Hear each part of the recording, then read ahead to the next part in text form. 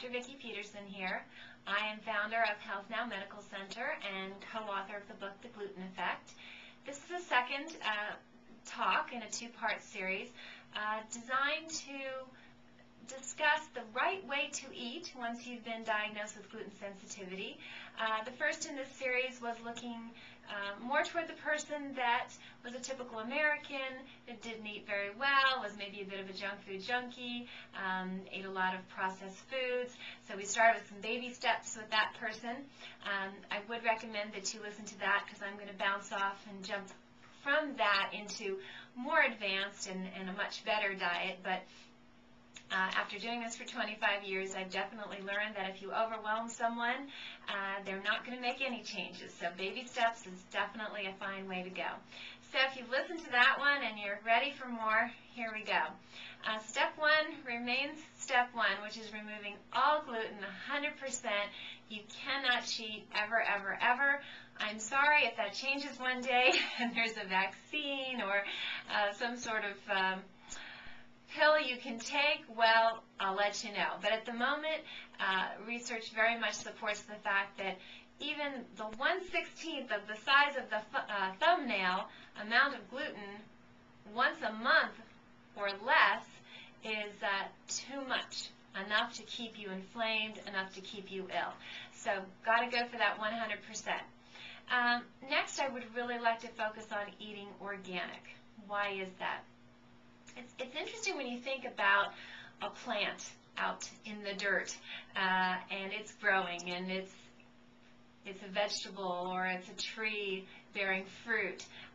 Whatever it is, if it's not fed a lot of pesticides, then what's going to happen to it? The sun is beating down on it much of the day. Insects are trying to eat it. How does it live? I mean, prior to all those pesticides and things coming out that deterred bugs from eating it and gave it a little sun protection, what happened to those plants?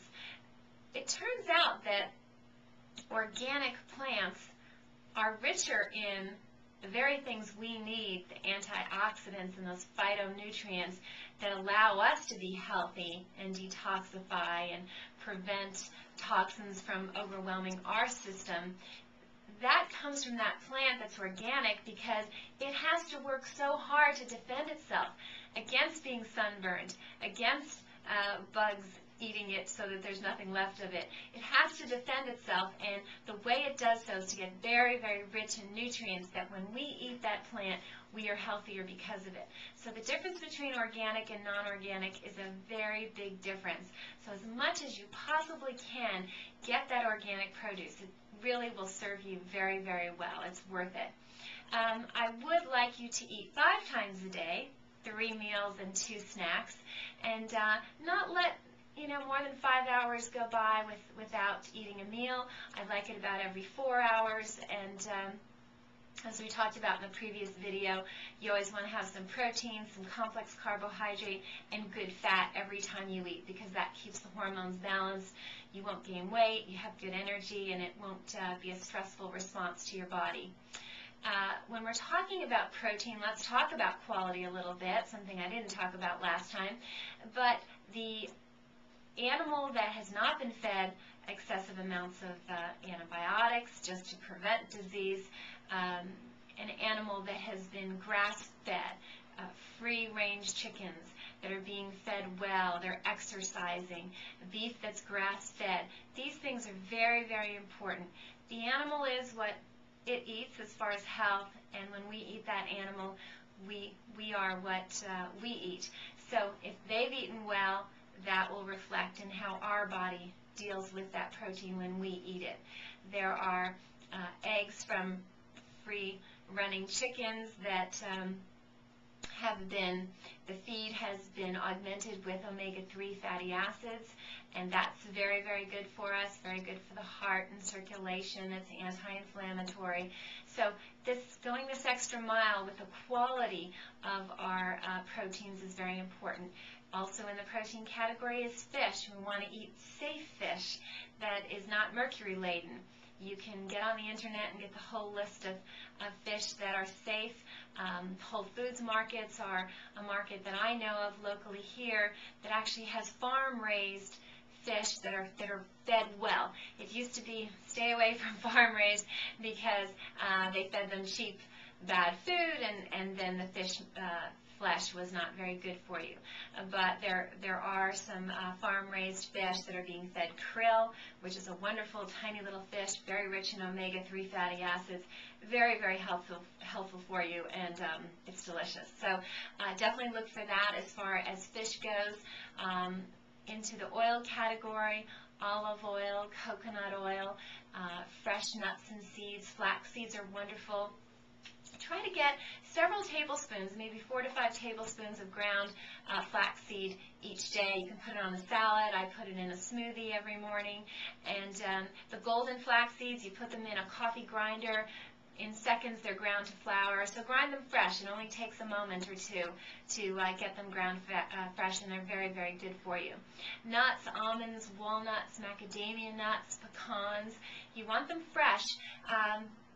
If you have a farmer's market in your area and they bring fresh nuts, chew really, really well a fresh nut, and you'll see that the aftertaste of it is a bit sweet, versus a nut that's old and rancid will have a bit of a sour aftertaste. So get your palate used to discerning what's a fresh nut and what's a rancid nut, because a rancid nut has bad oils and it's not going to do anything positive for you. You really need those fresh nuts.